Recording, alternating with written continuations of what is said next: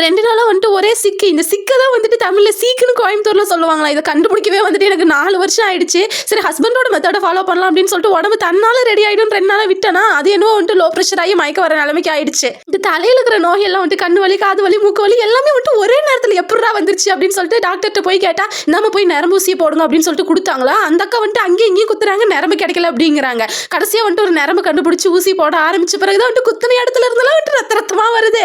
என்னதான் பண்றாங்க அப்படின்னு சொல்லிட்டு ஊசியை திரும்பி பார்க்கலாம் அப்படின்னு சொல்லி பார்த்தனும், அத்தோ தண்டி ஊசி. ஐயோ என்ன கத்தா சொல்லிட்டு ஊசி மெதுவா குத்துங்கன்னு சொல்லிட்டு கத்த ஆரம்பிச்சுட்டு ஊசி குத்தாத்துக்கு முன்னாடியே வெளியில இருக்கிற ஆளுங்கெல்லாம் வந்துட்டு உள்ள எட்டி பார்த்துட்டு இருக்காங்க வேடிக்கை. இத்தனை ரணகலத்திலயும் அந்த அக்கா ஊசி போட்டு அழுவுற பிள்ளைய பார்த்திருப்பீங்க, சிரிக்கிற பிள்ளைய பார்த்திருக்கீங்களா அப்படின்னு சொல்லிட்டு கமெண்ட் எல்லாம் பண்ணிட்டு இருந்தாங்களா. சரி விட்டா போதும் அப்படின்னு சொல்லிட்டு ஓடி வந்துட்டேன். சரி ஊசி எல்லாம் போட்டுட்டு வந்திருக்கிற, போய் ஜூஸ் போட்டு குடி அப்படின்னு சொல்லிட்டு ஹஸ்பண்ட் சொன்னாரா. என்ன பழம் வாங்குறது அப்படின்னு தெரியல. சரி அப்படின்னு சொல்லிட்டு நெல்லிக்காவும் பூசணிக்காவும் வந்துட்டு வாங்கலாம் போனா ஒரு 10-20 ரூபாயா இருக்கும் பூசணிக்காய் அப்படின்னு சொல்லி பார்த்தா 2.5 கிலோ பூசணிக்காயே வந்துட்டு 100 ரூபாங்கிறாங்களே.